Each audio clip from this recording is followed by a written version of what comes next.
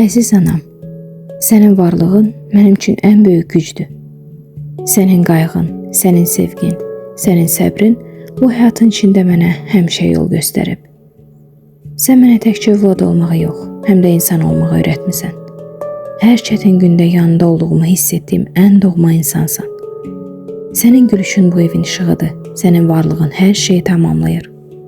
Əziz atam, sən mənə dürüst olmağı, zəhmətdən qorxmamağı və hər çətinlikdə ayaqda qalmağı göstərmisən. Sənin varlığın mənə həmişə arxadayaq olub.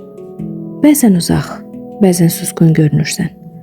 Amma bilirəm ki, ürəyində olan sevgi ən saf sevgidir.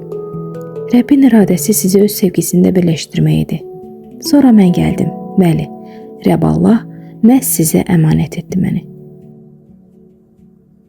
Çox sınaqlar çəkdik bərabər, lakin sınmadıq. 2 Korinfillərə 4, 8, 9-da yazıldığı kimi. Hər tərəfdən əziyyət çəkirik, amma əzilmirik. Çaşqınlıq içindəyik, lakin çarəsiz deyilik. Yıxılırıq, amma yox olmuruq.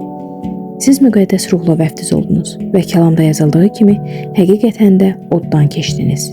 Lakin bütün bu sınaqların içində gücünüz də, birliyiniz də yalnız Rəbb oldu. Əziz valideynlərim, bizim ailəmizi fərqli edən də budur. Biz Rəbbə məxsusuq. O bizi hələ zaman başlamazdan əvvəl bir-birimiz üçün hazırladı. Mən dünyaya gəlməmişdən öncə sizi mənə valideyn olaraq təyin etdi və mən Rəbbin bu ilahi qərarına bütün qəlbimlə sevinirəm. Ya da 9 il göylərdə gözləməyimə belə dəydi.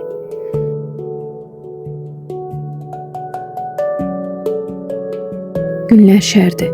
Buna görə də hər gün yenilənək, düşüncəmizi kəlamla təzələyək və sevgidə möhkəm qalaq. Çünki insan üçün bu dünyada ailəsi ilə sevinç içində yaşamaqdan daha qiymətli bir şey yoxdur. Həqiqi ailəmiz olan İsa Məsihə qovuşacağımız günə qədər hər günümüzü sevinclə yaşayaq. İblisə sevincimizi oğurlamağa əsla imkan verməyək. Çünki Filipləri 4:4-də yazıldığı kimi, Rəbdə həmişə sevinin. Bir daha deyirəm, sevinin. Sizi çox sevirəm və Rəbbə hər gün şükür edirəm ki, mənim atam və anam məhz sizsiz.